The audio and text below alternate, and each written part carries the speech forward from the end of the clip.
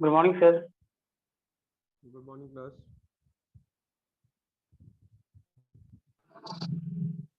Morning sir. Morning, Rashid. Sir आपकी आवाज से बहुत धीरे आ रही है। मेरी आवाज धीरे आ रही है? अभी ठीक है। अभी ठीक है? Yes sir. Good afternoon, Yes, sir. Afternoon to all. Good morning, sir. Morning.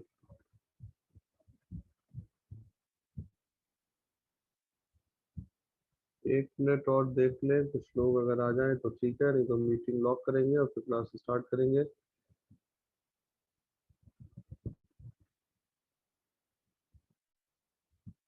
Harshit? Yes sir. Harshit? Yes sir. बीच में क्योंकि अब हम मीटिंग लॉक कर देंगे, क्योंकि ऐसे बार बार लोग आते रहते हैं, पढ़ाने में बनता नहीं है, राइट? तो मैं Yes, sir. 1-1.5 मिनट और देख रहा हूँ, उसके बाद मैं मीटिंग को लॉक करूंगा और फिर तुम अटेंडेंस दे देना ओके सर। और फिर तुमको लिखवा देना देख के, ठीक है? ओके। Yes sir.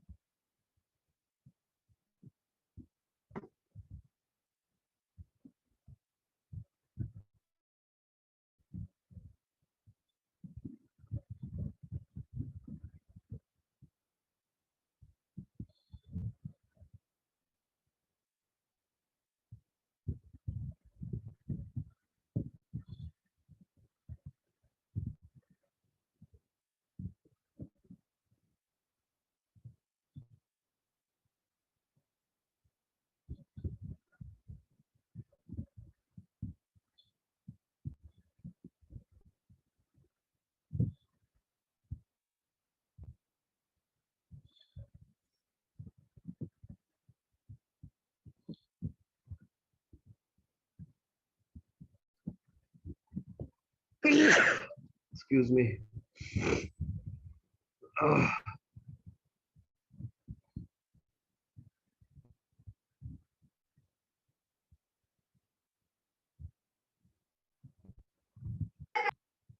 चलो, we shall be starting now.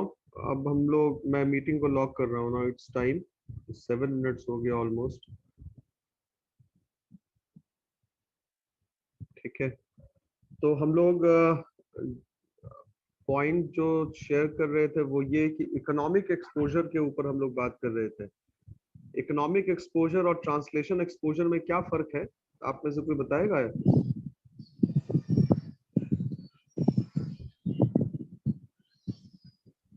Hello hello. Translation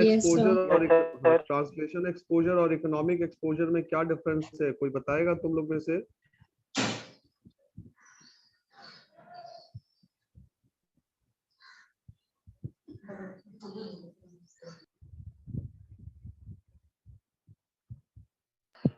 translation exposure पढ़े थे ना अभी? Yes, sir. पिछले क्लास में। क्या है translation exposure and how is it different? वो शायद sir actual foreign currency transaction पर डील करता है। पर ट्रांसलेशन एक्सपोजर में क्या है कि जब एक करेंसी को हम दूसरे करेंसी में कन्वर्ट करते हैं तो उसमें क्या रिस्क आता है सर? जैसे कि हम अपने लोकल करेंसी को फॉरेन करेंसी में कन्वर्ट करें, ट्रांसलेट कर रहे हैं, तब जो रिस्क आता है वो ट्रांसलेशन हो गया। और सर इकोनॉमिक में सर जब हम इनफ्लो और कैश का आउटफ्लो होता है ना, तो पूरे इकोनॉमिक एक्टिविटी में जो रिस्क होता है एप्रिसिएशन और डिप्रिसिएशन के कारण, वो इकोनॉमिक एक्सपोजर हो गया, मतलब रिस्क हो गया। Very good, very good. What she is saying कि सर ट्रांसलेशन एक्सपोजर तो तब होगा, मेरा स्क्रीन दिख रहा है? यस सर दिख रहा है। ट्रांसलेशन एक्सपोजर तब होगा जब हम लोग बात करेंगे कि अपनी डोमेस्टिक करेंसी को फॉरेन करेंसी में बदलने की, कन्वर्ट करने की। ठीक है, इसको कन्वर्जन की वजह से जो फायदा नुकसान होगा उसको हम लोग कहते हैं ट्रांसलेशन गेन्स और लॉस। और उससे जो रिस्क इन्वॉल्व है उस रिस्क को हम लोग कहते हैं ट्रांसलेशन एक्सपोजर। मैंने कल के क्लास में या उसके प्रीवियस क्लासेस में मैंने आप लोगों को बताया था, एक्सपोजर का मतलब होता है risk. Now what is economic exposure? Economic exposure जो है वो होम करेंसी के एप्रिसिएशन और डिप्रिसिएशन की वजह से जो कैश इनफ्लो है और आउटफ्लो है, जो नेट कैश इनफ्लो आउटफ्लो, उस पे जो इन्फ्लुएंस होगा, उस पे जो इम्पैक्ट पड़ेगा, जब आप उसको एनालाइज करते हैं, उससे जुड़ा हुआ रिस्क जब आप देखते हैं, तो उसको हम लोग कहते हैं इकोनॉमिक एक्सपोजर। अब सपोज करें कि जो हम लोगों ने फर्स्ट पैराग्राफ में पढ़ा था लास्ट क्लास में, कि अगर किसी देश की होम करेंसी एप्रिशिएट कर गई, तो अगर होम करेंसी एप्रिशिएट करेगी तो इसका मतलब क्या होगा? होम करेंसी एप्रिशिएट करने का मतलब कि जो you need to pay less of the domestic currency in order to buy 1 unit of foreign currency. You need to pay less of the domestic currency in order to buy 1 unit of foreign currency. तो ये हुआ currency appreciation, domestic currency का appreciation. तो जब domestic currency appreciate करेगी तो आप दूसरी करेंसी जिसको आप कंपेयर कर रहे हैं वहां पे डेप्रिसिएशन होगा, करेंसी डेप्रिसिएशन होगा। अब क्या हुआ कि आप जब होम करेंसी में बैठे हैं या होम कंट्री में बैठे हैं तो आपकी करेंसी एप्रिशिएट कर गई। अगर आप एक एक्सपोर्टर है तो आपके पास एक्सपोर्ट करने का इंसेंटिव खत्म हो गया। You will not be willing to export because जो आपके पास फॉरेन एक्सचेंज आएगा, अब उसके बदले में जो आपको डोमेस्टिक करेंसी मिलेगी वो पहले के मुकाबले कम मिलेगी, यानी कि नेट कैश इनफ्लो जो आपके पास आएगा वो कम हो जाएगा, स्वतः कम हो जाएगा। Is it clear? Hello? Yes sir. और इसके ठीक अपोजिट, इसके ठीक कन्वर्सली, अगर आप इसको दूसरे तरफ से देखेंगे तो अगर आपकी जो होम करेंसी है अगर वो डिप्रिशिएट कर गई, depreciation of the home currency का मतलब क्या? You are paying more of the home currency now in order to buy 1 unit of foreign currency। तो जब फॉरेन करेंसी या जब होम करेंसी डिप्रिशिएट कर रही है तो फॉरेन करेंसी एप्रिशिएट करेगी। अब इसका भी इम्पैक्ट समझिए। इसका इम्पैक्ट ये होगा कि आपके वहां जो बैठा हुआ इंपोर्टर है, अब उसके लिए इंपोर्ट करना महंगा हो जाएगा। क्यों? क्योंकि इंपोर्ट करने में आपके पास से फॉरेन एक्सचेंज बाहर जाएगा और उस फॉरेन एक्सचेंज को परचेज करने के लिए आपको पहले से अब ज्यादा डोमेस्टिक करेंसी पे करना पड़ेगा, तो इंपोर्टर को ये डिस्करेज करेगा। लेकिन बाहर में जो बैठा हुआ है, जो बाहर की कंट्री का जो एक्सपोर्टर है, वो तो इंटरेस्टेड होगा, वो तो कहेगा कि भैया उसकी करेंसी डेप्रिशिएट कर गई, तो अब हम क्या करेंगे? एक्सपोर्ट ज्यादा करेंगे। तो अब आप सिंपल सा कॉन्सेप्ट देखिए, जो एक करेंसी के लिए एक्सपोर्ट को इनकरेज करेगा वही दूसरी कंट्री में इंपोर्ट को इनकरेज करेगा। Right? Hello? Yes sir. Yes sir. Yes sir. अगर होम करेंसी के एप्रिसिएशन से होम करेंसी में आप एक्सपोर्ट को डिस्करेज कर रहे हैं, तो फॉरेन करेंसी का क्या होगा? डिप्रिसिएशन होने की वजह से आप वहां पे एक्सपोर्ट को इनकरेज करेंगे। ठीक है? और यही ठीक उल्टा होगा, होम करेंसी में अगर करेंसी का डिप्रिसिएशन हो गया तो यहाँ पे आप इंपोर्ट को इनकरेज करेंगे, तो वहां पे आप इंपोर्ट को डिस्करेज करेंगे। सिंपल सा कॉन्सेप्ट है। खैर अब हम लोग बढ़ते हैं आगे।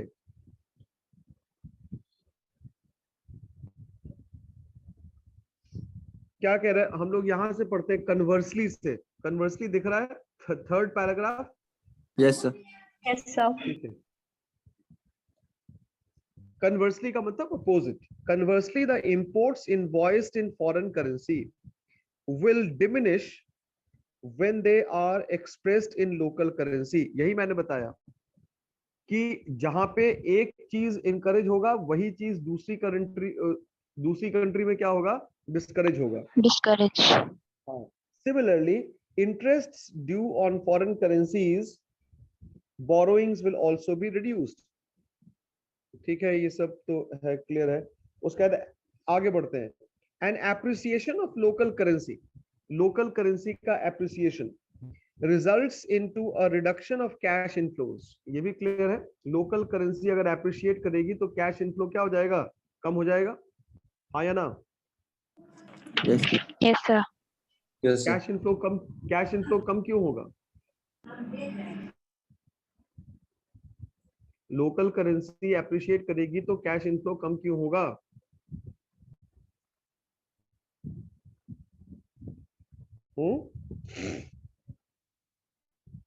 नहीं पता?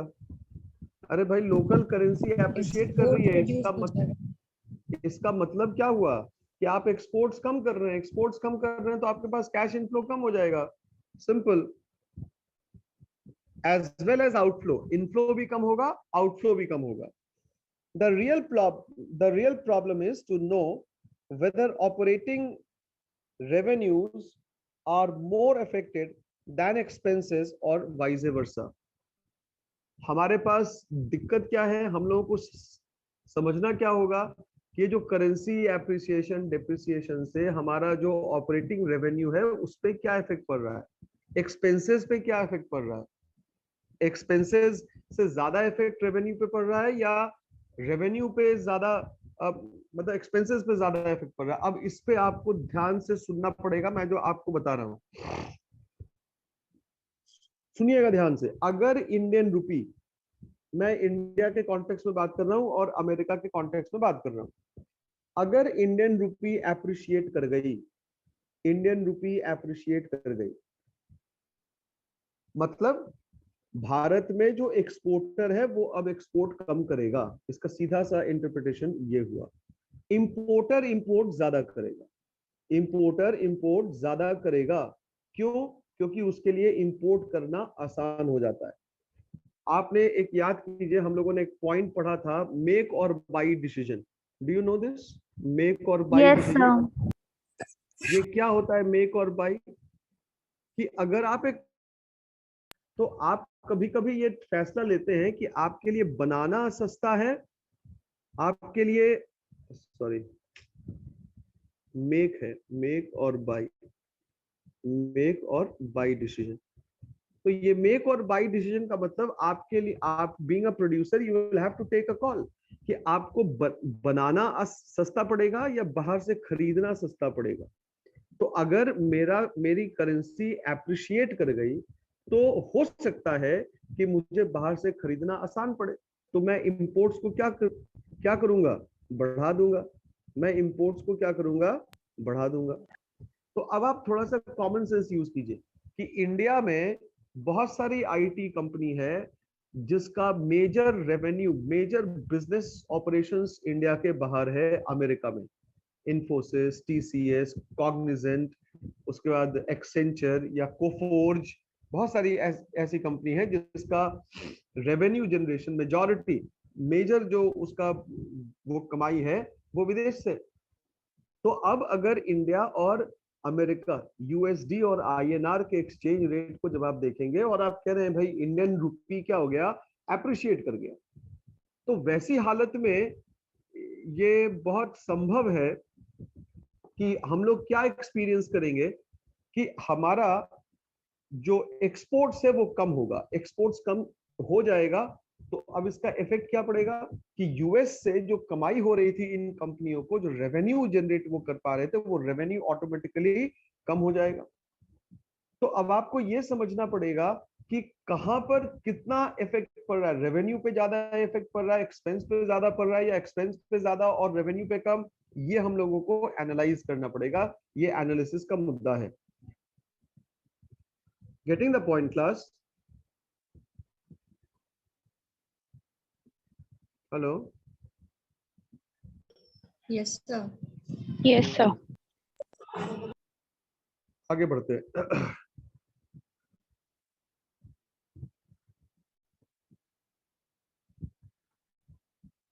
Thus, if a company manufactures, example सुनना ध्यान से, बहुत अच्छा एग्जाम्पल है। If the company manufactures especially for exports and finances itself on the local market, मतलब क्या हुआ कि कोई एक ऐसी कंपनी जो भारत में काम कर रही है, यही मैंने एग्जांपल दिया कि अगर वो इंडिया से क्या कर रही है, इंडिया में मैन्युफैक्चर कर रही है, इंडिया में उसका मैन्युफैक्चरिंग हब है, और इसलिए वो मैन्युफैक्चरिंग कर रही है कि इंडिया में माल नहीं, वो इंडिया में माल नहीं बेचेगी, वो कहाँ माल बेचेगी, बाहर एक्सपोर्ट करेगी। लेकिन चूंकि वो इंडिया में काम कर रही है, उसने फंड कहां से रेज किया, इंडिया के मार्केट से, इंडिया के बैंक से ही उसने लोन बोरो किया। क्या कहे, फिर से सुनिएगा।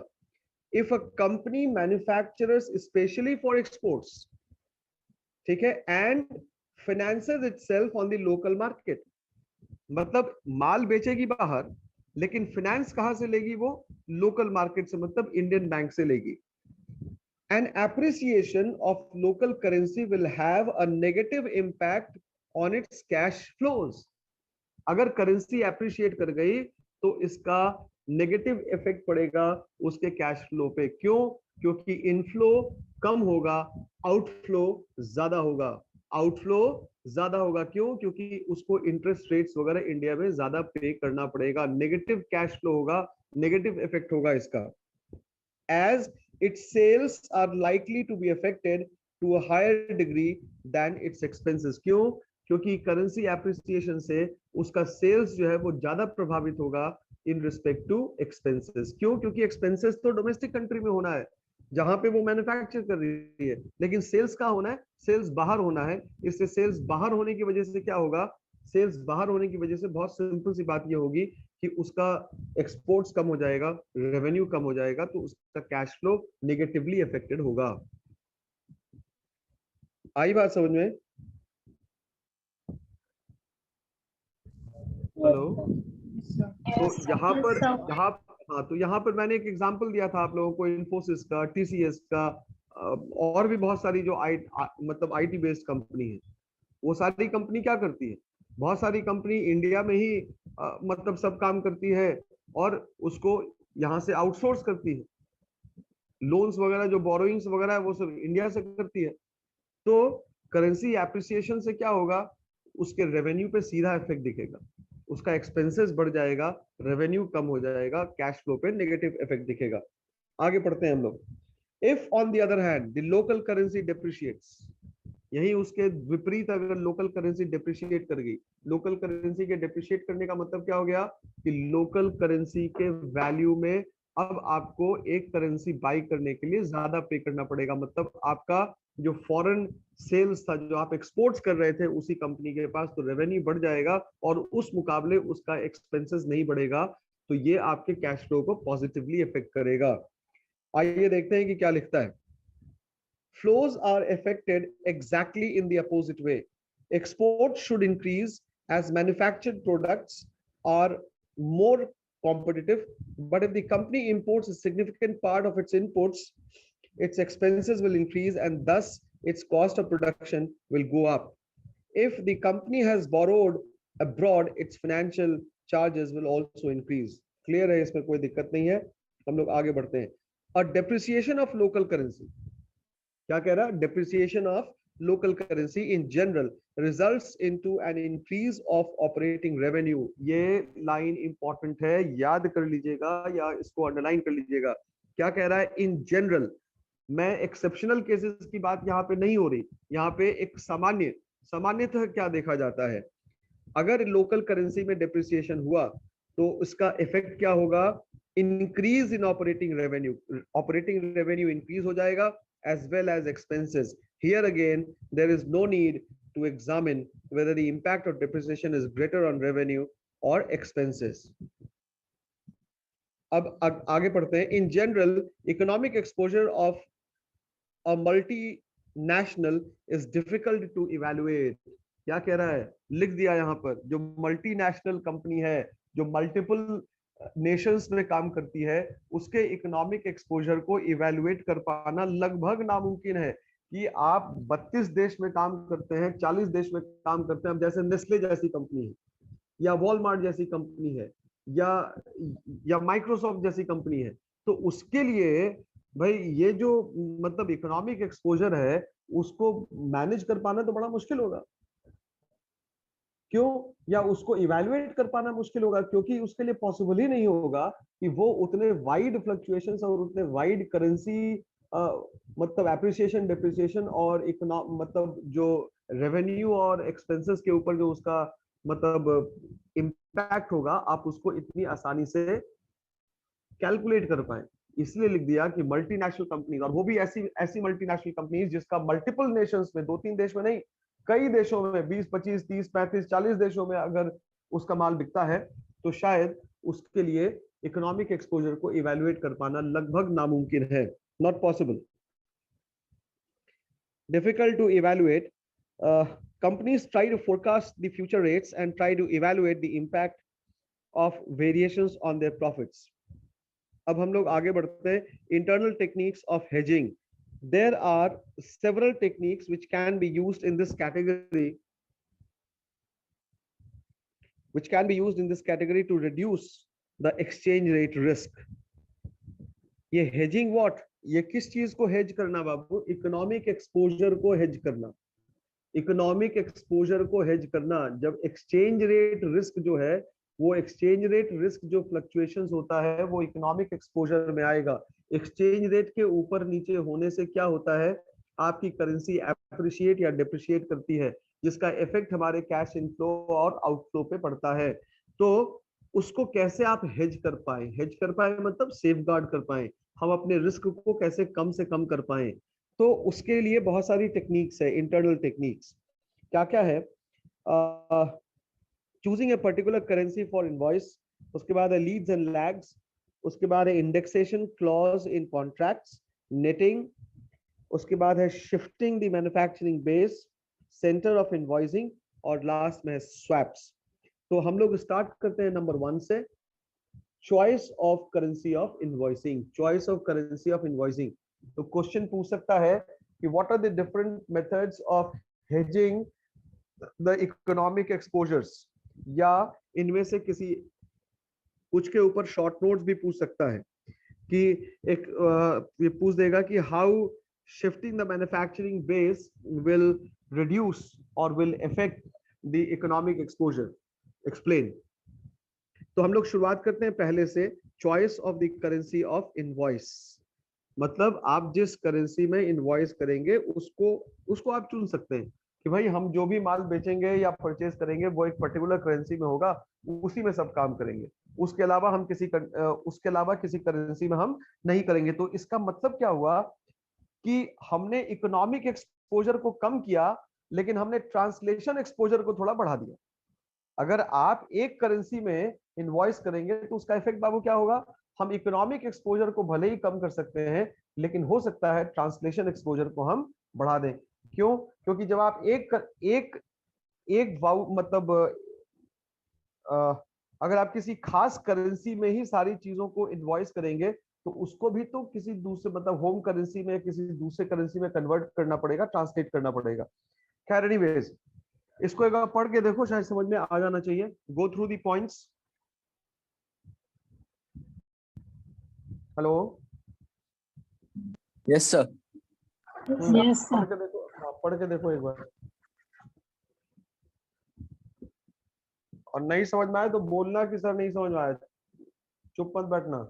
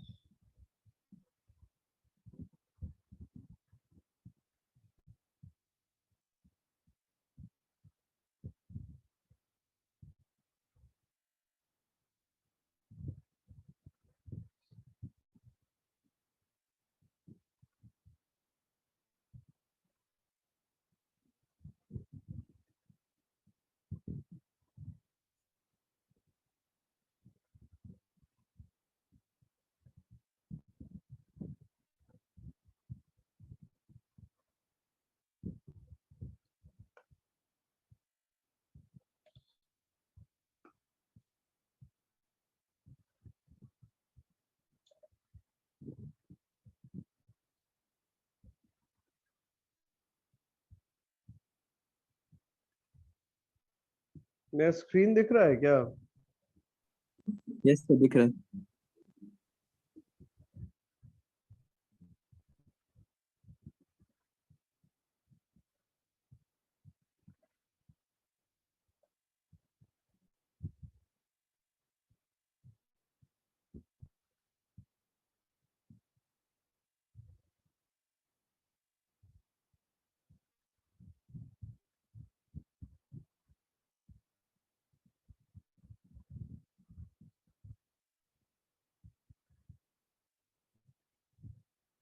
समझ में आया क्या?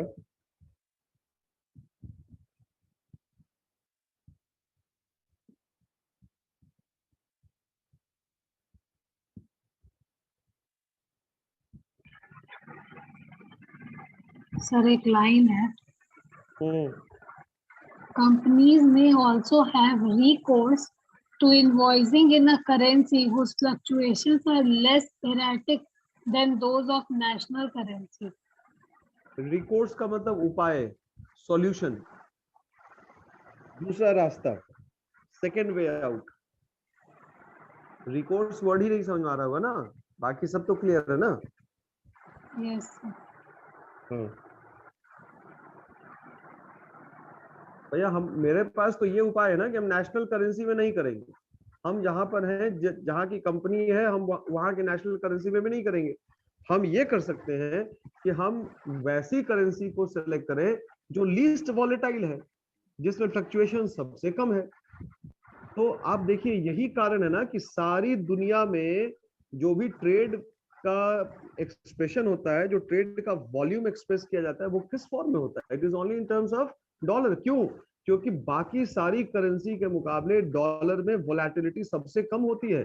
इसलिए अगर वो डोमेस्टिक मतलब होम कंपनी भी है, तो वो प्रेफर करती है कि अपना सब कुछ डॉलर में ही प्रेजेंट करे। आप देखिए ना, आप इन्फोसिस को देखिए, टीसीएस को देखिए, बाकी सारी कंपनी को भी देखिए, वो सब कंपनी जहां पे मल्टीपल मतलब ट्रेड होता है, मल्टीपल करेंसीज में होता है ट्रेड, वो लोग डॉलर में प्रेफर करती है, अपनी आय डॉलर में प्रेजेंट करने की कोशिश करती है। Yes, sir.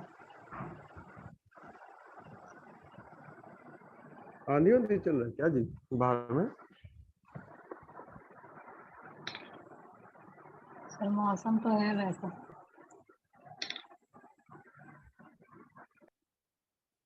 समझ में आया कि बताना पड़ेगा? क्लास जल्दी बताओ, नहीं तो फिर टाइम खत्म हो जाएगा, तो ये भी नहीं पढ़ पाएंगे हम लोग। आ गया सर। बॉयज, सर हो गया सर, आ गया। यस सर, हो गया। कोई दिक्कत नहीं है? No sir. No sir.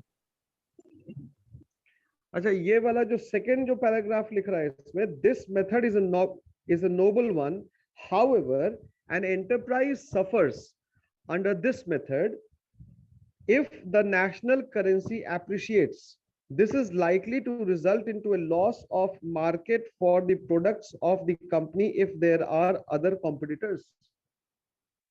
अगर नेशनल करेंसी अप्रिशिएट कर गई, नेशनल करेंसी अप्रिशिएट कर गई तो क्या होगा? हम लोग एक्सपोर्ट को डिस्करेज कर रहे हैं। एक्सपोर्ट को क्या कर रहे हैं? डिस्करेज कर रहे हैं। तो जब एक्सपोर्ट को जब एक्सपोर्ट को डिस्करेज कर रहे हैं, तो अब कोई इंपोर्टर जो बाहर में बैठा हुआ होगा, उसके लिए हमारे वहां से सामान मंगाना क्या हो जाएगा? मुश्किल। अब वैसी हालत में क्या होगा? वैसी हालत में कोई दूसरा जो कॉम्पीटिंग फर्म है, उसके लिए आसान हो जाएगा, वो हमारे मार्केट शेयर को खा जाएगा। अगर कोई कॉम्पिटिटर नहीं है तो ठीक है, तब तो कोई बात ही नहीं है, क्योंकि जब जब आपका मोनोपोली बिजनेस है तो कोई दिक्कत नहीं। लेकिन अगर मोनोपोली नहीं है और कंपटीशन है, तब तो फिर आपको नुकसान हो जाएगा। हेलो, आगे Yes, बढ़े sir. क्या? Yes, sir. Yes, sir. अब आते हैं leads and lags. Leads and lags, एक बार पढ़ के देखो इसको भी, फटाफट करो।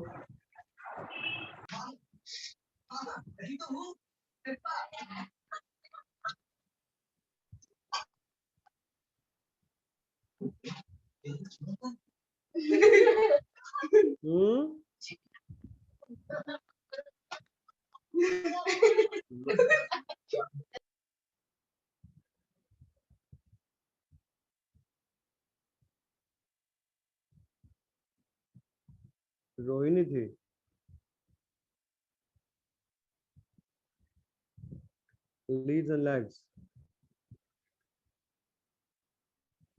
This technique consists of accelerating or delaying receipt or payment in foreign exchange. समझ में आया? बड़ा अच्छा पॉइंट है.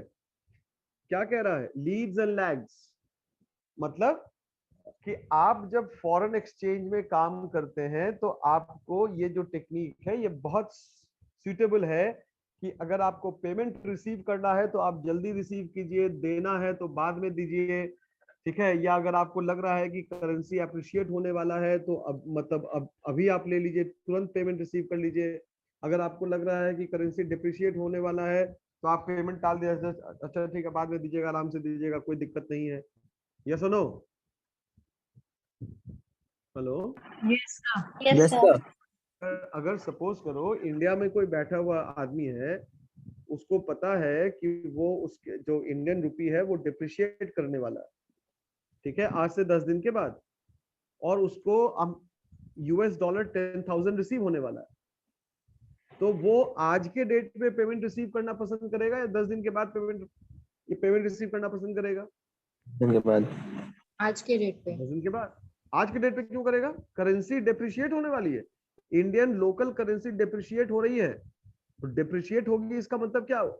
आपको ज्यादा ना मिलेगा पैसा. Yes, sir. तो Yes, जब sir. ज्यादा पैसा मिलेगा तो हम अपने अमेरिकन बिजनेस पार्टनर को बोलेंगे भैया आराम से देना, कोई दिक्कत नहीं, अभी मेरे पास पैसा है, 10 दिन बाद ही देना, 15 दिन बाद देना. सर क्यों? हम लोग एक्सपोर्टर हैं क्या? हाँ बिल्कुल, बोले तो कि हम लोग एक्सपोर्टर हैं. हम लोग एक्सपोर्टर हैं.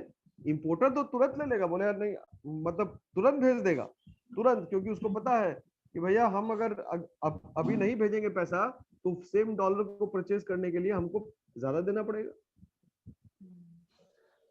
Getting the point? Yes sir.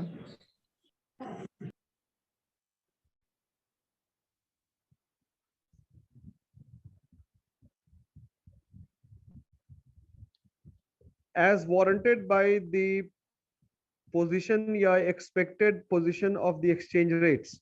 The principle involved is rather simple.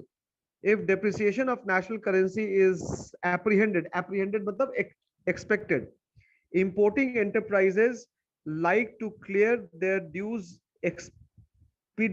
expeditiously मतलब जल्दबाजी में. In foreign currencies, exporting enterprises prefer to delay the receipt from their debtors abroad. यही मैंने बताया. These actions, however, if generalized all over the country, may weaken the national currency. Therefore, certain countries like France regulate the credits accorded to foreign buyers to avoid market disequilibrium. The converse will hold true if an appreciation of national currency is anticipated. Importing enterprise delay their payment to foreigners, while the exporting ones will attempt to get paid at the earliest. These actions may have a snowballing effect on national currency appreciating further. Leads और lags का मतलब clear है ना? Leeds का मतलब क्या होना? Lead का मतलब क्या होना? जल्दबाजी में काम कर देना. लैग का मतलब आराम से करना, डिले करना, और लीड का मतलब जल्दबाजी में काम करना, एक्सपेडाइट करना चीजों को, और लैग का मतलब चीजों को डिले करना. तो लीड्स और लैग्स एक बहुत इंपॉर्टेंट आपके पास टेक्निक है जिसके सहारे आप हेजिंग का काम बहुत आसानी से कर सकते हैं.